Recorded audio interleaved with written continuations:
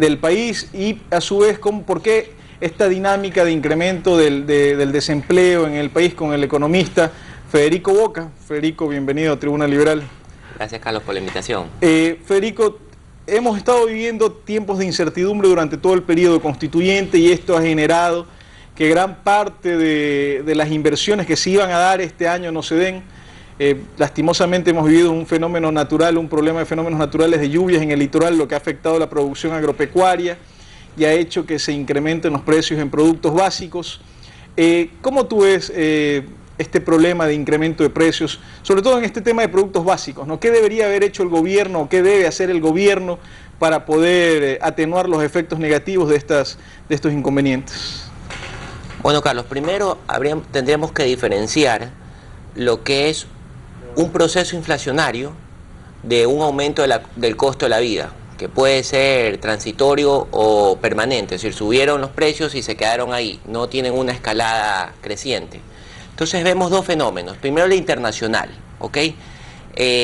Por esto de crecimiento de economías ya no emergentes, sino una realidad de la China, hace que las materias básicas hayan crecido en valor mucho. Entonces eso arrastra al precio de más víveres. Súmale el tema del problema de los biocombustibles, que utilizan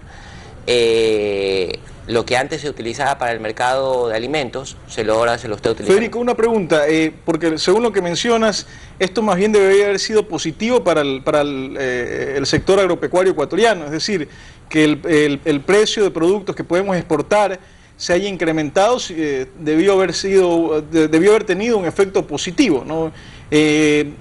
¿Por qué, en cambio, nosotros parece que no hemos aprovechado este boom que tú mencionas, sí, con respecto a productos básicos que son los que exportamos y producimos? Pareciese que más bien no hemos aprovechado este tren que nos ha pasado por delante. Bueno, Carlos, la realidad es que siempre la economía tiene como dos aristas, dos visiones. Por un lado, la que tú me mencionas es la versión del productor, pero acuérdate que la inflación se mide por una canasta de consumo. Entonces tenemos la visión del productor y la visión del consumidor. Entonces al consumidor, al aumentar internacionalmente el valor de estas materias primas a través de una inflación importada, lo asimila así, ¿ok? Asimilamos una harina más cara, asimilamos ciertos bienes que están dentro de la canasta básica que aumentan de precio por la inflación importada. Aparte, como te mencionaba, está el tema puntual, pues, ¿no? Que lo sabemos, la realidad que vivimos, ¿no? Un invierno fuerte, un cambio climático. Entonces, ese fenómeno, en cambio, deberíamos de esperar de que sea un incremento del costo de la vida transitorio por un tema puntual que le está pasando al país. No inflacionario. No inflacionario. Inflacionario, por definición, es un crecimiento sostenido de los precios, que el 95% de las veces está explicado por mucho dinero persiguiendo a pocos bienes. Acuérdate, al nosotros no tener moneda propia, ese fenómeno, ese desajuste monetario, por decirlo así, no lo hemos generado nosotros, lo importamos por el problema que estamos viviendo entre la relación dólar-euro. Entonces, hay muchos dólares en el mercado, ¿ok? Y aparte de que hay muchos dólares en el mundo, hay también una desconfianza con el emisor de ese dinero, que es este caso Estados Unidos. Federico, entonces, en el caso ecuatoriano, por ejemplo, es paradójico esto, ¿no? Porque al inicio, cuando hubo el problema de la escasez, y está claro el tema de los desajustes internacionales, pero quisiera centrarme un poco en el país. Yo creo firmemente que es consecuencia directa de una mala política pública el incremento de precios dentro del país, ¿no? ¿Por qué? Porque al principio el presidente Correa, cuando se hubo un incremento de precios, acuérdate que él dijo, pues perfecto, vamos a abrir la importación, vamos a abrir la libre entrada de productos que se estaba subiendo, el producto que estaba subiendo de precio, libre entrada y salida de producto. ¿Qué lograbas con esto? Si bien los niveles de precios internacionales eran altos o superiores, este flujo, esta competencia iba a permitir que los precios locales tiendan a la baja. Capaz no a los niveles que estaban antes, pues como tú bien dices, toda la materia prima se ha incrementado, todos los precios de bienes básicos se han incrementado, pero sí disminuyesen. Después el presidente Correa, ¿qué hizo? No, en lugar de eso aplicó una política de subsidios, aplicó después una política de restricción a exportaciones y ahora está tratando de imponer políticas de controles de precios. Capaz en su momento alguien le dijo, oiga señor, lo que usted está diciendo de libre mercado, que es la solución correcta, que es lo que nos dice la ciencia económica, que es la solución correcta para poder mantener precios aceptables, es contrario a lo que usted promueve el socialismo del siglo XXI. Entonces como que de repente dijo, uy, me equivoqué de política y revirtió todo y está haciendo todo lo contrario. Ese sería un poquito la forma de que este gobierno trata de solucionar un problema que le viene de afuera, en su gran parte, por el tema de los incrementos de las materias primas, por el tema del desajuste de la paridad dólar-euro, que hace de que muchos de nuestros bienes son importados. Entonces, si están subiendo de valor, están subiendo monetariamente de precio en dólares, básicamente por estudios realizados, hay un 50% de los bienes del IPC son bienes transables, ¿ok? Entonces, al subir, al depreciarse el dólar, al incrementarse la relación que estaba 1.3 a 1.6, estamos hablando de 30% dividido para 1.3, estamos hablando de un 25% de incremento de la relación dólar-euro. De alguna forma, ese 50% de bienes que conforman la canasta básica del Ecuador particularmente va a absorber ese crecimiento en los precios. Ahora viene el otro 50% que es interesante lo que tú mencionas, que son los no transables, que son los servicios. Entonces, esa inflación, digámoslo así, ¿cómo se genera? Asumiendo la idea de que las inflaciones siempre son monetarias, es decir, mucho dinero persiguiendo a pocos bienes. Entonces, ¿qué vemos? Sí, lo que podríamos argumentar es de que ha habido un crecimiento importante del gasto público. Entonces, el gasto público tiene una característica, generalmente en su mayor porcentaje presiona a los no transables. Llámese qué, salarios, el tema de los salarios, el tema de los alquileres. Entonces, una porción importante de la inflación puede estar explicada por ese exceso de gasto público que presiona a los no transables, que ya no es importado, sino es propio del Ecuador. Y vemos el fenómeno. Me parece que el día de hoy habla el ministro de Finanzas de que la inflación va a cerrar el 5%. Bueno, tendríamos que tener de aquí a los siguientes 3 y 6 semestres más inflaciones negativas, porque ya ahorita estamos hablando de la acumulada a marzo al 4%. Entonces, y bajo el supuesto del ministro, tiene esa inflación del 5% a finales de año, bajo el supuesto de crecer un 4% la economía, lo que es irreal, ¿no? El ministro debe estar pensando de que aumentó transitoriamente el costo de la vida por este tema de las inundaciones y los precios convergerán a la baja, dado la reestructuración ¿Cuán real crees que es esta afirmación? Poco real. ¿A qué crees que se deba que un ministro dé una afirmación poco real? ¿Crees que la política influye mucho en ese tipo de discursos? Bueno, en este tema, bueno, eso es una carencia de países como el Ecuador, ¿no? De no tener datos bastante serios e independientes, ¿no? Entonces, bueno, pues en principio el ministro de Finanzas ha dicho este valor, ¿no? La probabilidad de que eso se cumpla es baja, viendo los resultados del primer trimestre de la economía. Federico, terminamos el bloque anterior donde hiciste el análisis de lo que había sucedido con la inflación y los pocos reales o poco probable que se dé los enunciados o las afirmaciones del ministro de Economía de una inflación del 5% a finales de año, pues si a la fecha ya tenemos 4%, y lo poco probable que también es que la economía crezca un 4%. Eso nos deriva a la siguiente variable que queríamos analizar, que es el desempleo, ¿no?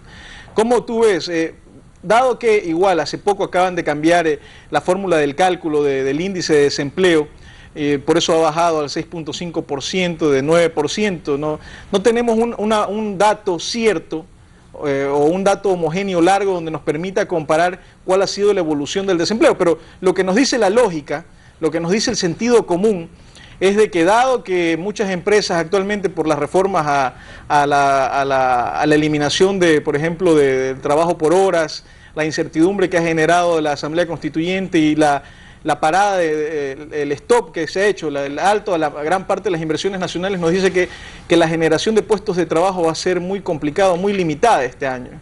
Sí. No, excelente, Carlos. Mira, ya este tema, yo te haría una propuesta, porque hablar del tema positivo, más no del tema como de enfoque. Podemos hablar del desempleo o hablar del empleo, ¿ok?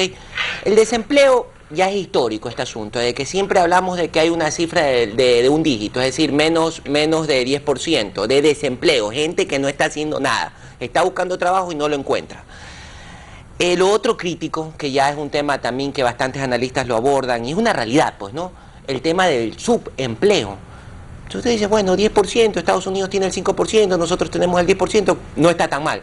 Lo que sabemos que realmente el empleo de valor, estamos subempleados en un 60%, ¿ok? Entonces hablemos del empleo. Del empleo, con el tema del ambiente de negocios que necesita el país, ¿para qué?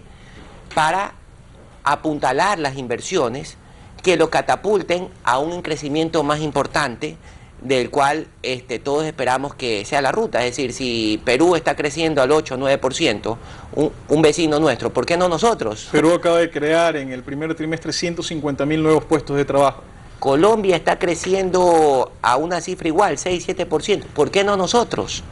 Con la característica de que, y esto es bien interesante tener este tema, Colombia, con cifras del CIEPAL, me parece, en el 2007 atrajo alrededor de 6.000 millones de dólares de inversión directa neta, superado por Perú, con alrededor de 9.000 millones de dólares de inversión directa neta. En el caso ecuatoriano, ¿cómo estamos? 500, 200 millones. O sea, algo que realmente es visible, ¿no?, en comparación a esas magnitudes. Aquí sí, esto sí habría que ponerlo en el tapete, ¿no? Cuando se habla de que con esta reestructuración de verdad de la noche a la mañana que se hizo de los fondos de ahorros que tenía el país, dado este buen momento que los tenían estos fideicomisos, que ahora han pasado a ser parte de la chequera del presupuesto público, ¿no?, que se dice que van a ser usados para inversión,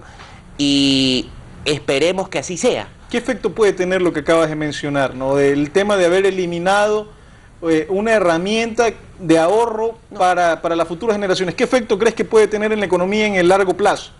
Pensemos, siempre hay que ser positivo en los análisis, ¿no? Pensemos en que llenémonos de confianza de que eso va a ser usado así, ¿ok? Va a ser usado para inversión. Pero con lo que te mencionaba anteriormente, ¿qué es este boom petrolero que hemos tenido? ¿Cuánto nos ha generado de ahorro? 3.500 millones de dólares. Los países creando ambiente de negocios en un año generan de 6.000 a 9.000 millones de dólares. Es decir, la chequera, por más de que sea importante, 3.500, es poco para lo que podríamos ganar creando un ambiente de negocio pro empresa. Que eso y sin esfuerzo del ahorro nacional. Es decir, lo que acabas de mencionar es importante, porque lo que acabas de mencionar es decir, a ver, señores, por más que eliminemos los fondos petroleros, que son un esfuerzo de la sociedad ecuatoriana en su conjunto, tener un ambiente de negocios adecuado para generar nuevas empresas puede generar 3, 4 y fácilmente 5 veces más de lo que puede generar esa chequera que tú acabas de mencionar. Totalmente, y con otro efecto muy perverso, pues. ¿Qué es lo que se ha dicho el gobierno? ¿Qué es lo que ha dicho? 3 cosas más o menos tiene clara para usar esos 3.500 millones, creyendo de que se van a usar en inversión. ¿Qué ha dicho? Hidroeléctricas, se van a usar en carreteras y se va a usar para temas de inversiones petroleras. Por favor, ese es un problema clásico que se llama crowding out o desplazamiento. Entonces viene, el sector público termina desplazando las inversiones que los privados la podrían hacer, siempre y cuando lógicamente haya un marco de inversión, una protección a la inversión, unas garantías. Entonces, el Estado, si lo usaría entre comillas bien, ¿qué es lo que termina haciendo? Haciendo una hidroeléctrica, haciendo una carretera, cuando lo que necesitamos es, ¿qué vemos en estas crisis que hemos necesitado? Hospitales, no podemos inaugurar el año lectivo porque se necesitan, es decir, necesitamos la plata no para lo que los privados pueden hacer. Se ha hablado en una cadena nacional con mucho alarde de una mega carretera que se va a hacer Quevedo-Santo Domingo. dígame usted, esa carretera, megacarretera, que estoy seguro que es necesaria, ¿no la podría hacer el sector privado para que los que quieran transitar por ahí, productos o movilización de personas, cobren un peaje y bueno, pues hacemos la carretera? Y entonces el modelo de desarrollo es el problema. Es el modelo de desarrollo el problema que se ve. Un modelo donde el principal creador de empleo, inversionista es el Estado. Perdónenme, eso en los países que se han desarrollado no lo hemos visto. Si es siempre el esfuerzo de los privados que hace, bien regulados, genera este bienestar que tanto anhelamos los ecuatorianos, con trabajo, el tema de una producción boyante, que a la vez se retribuya en bienes más bajos, bienestar, como lo que está hablando ahorita, se está hablando de ese concepto, del buen vivir. ¿Y cómo ves, por ejemplo, en esta misma línea, lo que acaba de intentar hacer la Asamblea Constituyente y que lo frenó el presidente, el tema de la eliminación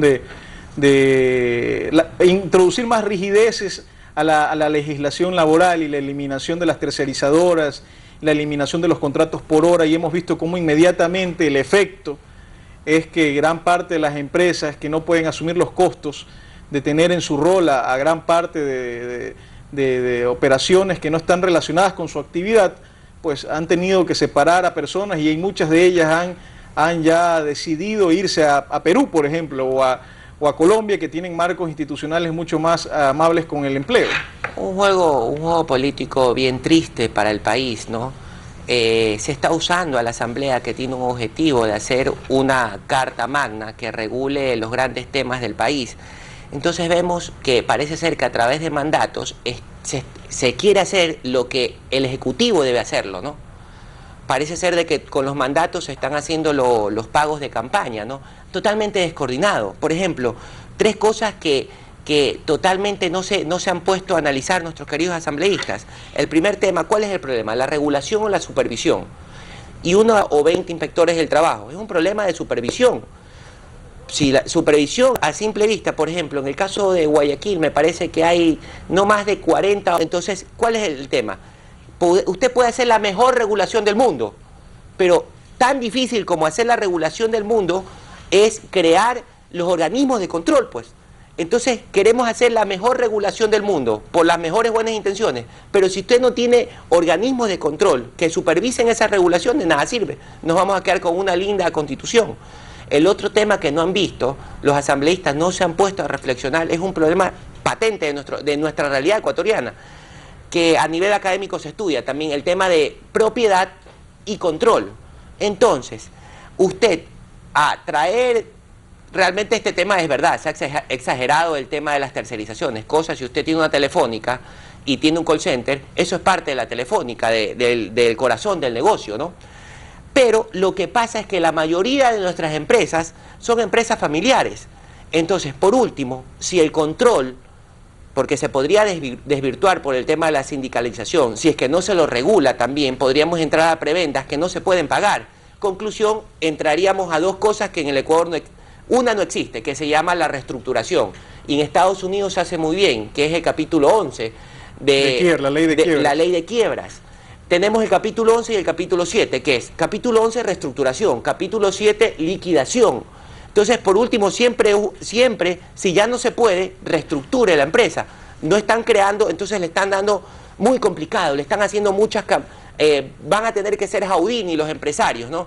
Que no son ningunos angelitos, pero ¿cómo se sacan tantas rigideces que les están... Y eso va a generar desempleo. Y a la larga genera desempleo. Nico, para concluir, si te dieran oportunidad de estar como un asesor principal en la Asamblea Constituyente y te dijeran, bueno, señor Boca, economista Boca, quisiéramos que nos dé una recomendación para solucionar tanto el problema de la inflación y el problema del desempleo, ¿qué recomendaciones? Puntualmente a una economía... puntuales darías para solucionar estos temas? Tan sencilla como la ecuatoriana, que no la cierren, que promuevan su integración, en primera instancia comercial, que eso ayudaría a una reducción del costo de la vida, en principio, ¿no? Y a futuro podría ayudar a un tema básicamente del costo de la vida, ¿ok? Y con el tema de estas regulaciones laborales, que sean pro empresa, pro empleo. Tenemos que legislar por lo menos para hacer justicia para las dos partes, tanto para los trabajadores como para los que crean trabajo. Y lo que nosotros necesitamos ahorita es crear trabajo, entonces que sean más pro empresa. Lógicamente, si hay que cubrir distorsiones, hay que cubrirlas, como en el caso de los abusos que se han hecho por la implementación de la tercerización. Pero no nos olvidemos de que tienen que crearse trabajos, tienen que crearse incentivos a la creación de empresas, y eso no lo vamos a poder hacer en una economía cerrada de Ecuador, con una realidad tan pequeña. Tenemos que los ecuatorianos proyectarnos al resto del mundo, que el resto del mundo siempre ha recibido bien a los ecuatorianos, con sus productos, con su gente, y no nos va mal. Entonces, no podríamos hacer por caprichos o temas políticos una economía cerrada, una economía abierta, que sería el caso que vamos a tener niveles de vida mejor. Mejor ayuda social a la gente de menos recursos es darle la posibilidad de tener un empleo digno, pues un empleo los dignifica. Y como bien dice el economista Federico Boca, la Asamblea debe tener en mente esto antes de tener o imponer mandatos con más promoción de empleo. Amigos televidentes, me vayan a afectar la creación de empleo. Hay que legislar para procrear empresas, o sea, para generar puestos de trabajo, para tener un mejor nivel de vida, no para tener más subsidios, porque acordémonos siempre que primero hay que producir para si queremos después distribuir algo. No podemos distribuir lo que no existe. Y en el caso del incremento de los precios, la mejor solución es la integración al mundo. El libre comercio, que va a permitir que los precios, la competencia permite que los precios tiendan a la baja. Importantes lecciones que nos ha dejado el economista Federico Boca.